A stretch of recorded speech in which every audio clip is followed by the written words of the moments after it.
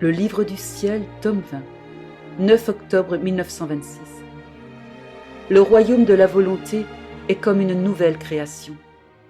Délices de Jésus lorsqu'il entend parler de sa volonté.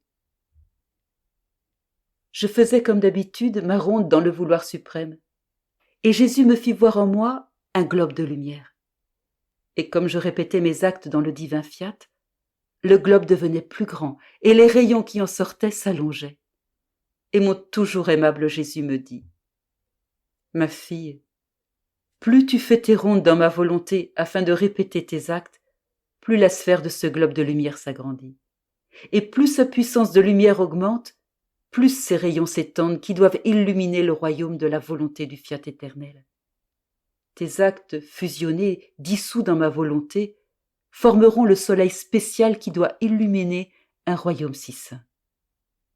Ce soleil possédera la puissance créatrice et en étendant ses rayons, il laissera la marque de sa sainteté, de sa bonté, de sa lumière, de sa beauté et de sa ressemblance divine. Celles qui se laisseront illuminer par sa lumière sentiront la puissance d'une nouvelle création de joie, de contentement et de biens infinis. Par conséquent, comme ma volonté domine tous les actes de celles qui vivent en elle, le royaume de ma volonté sera une création continuelle. Ainsi, la créature restera sous un acte continu de ce vouloir suprême qui la gardera absorbée au point de ne lui laisser à elle-même aucun champ d'action.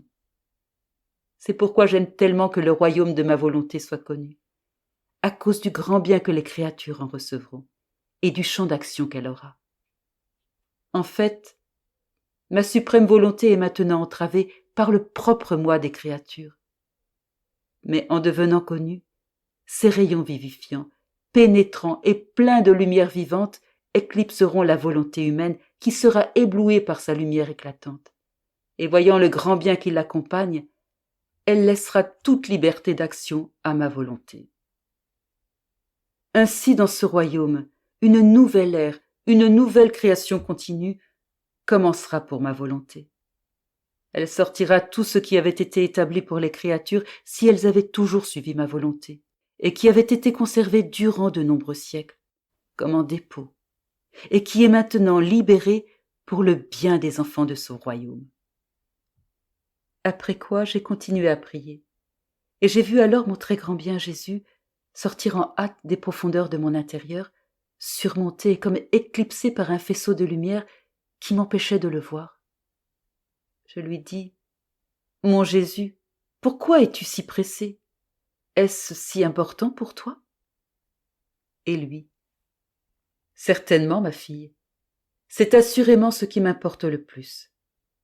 Tu sais, de l'intérieur de toi, j'ai même entendu le Père, celui qui a pris tes écrits, parler avec tant d'amour de ma volonté à ceux qui l'entouraient, que mon cœur en était profondément touché. C'est pourquoi je voulais sortir de toi pour l'écouter.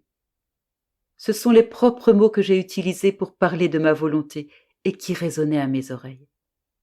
J'entends mon propre écho et par conséquent, je veux me délecter en l'écoutant et que tu en fasses autant, toi aussi, en récompense pour le sacrifice que tu as fait. » À ce moment, j'ai vu un rayon de lumière sortir de Jésus et qui s'étendait jusqu'à atteindre l'endroit où se trouvait le révérend Père.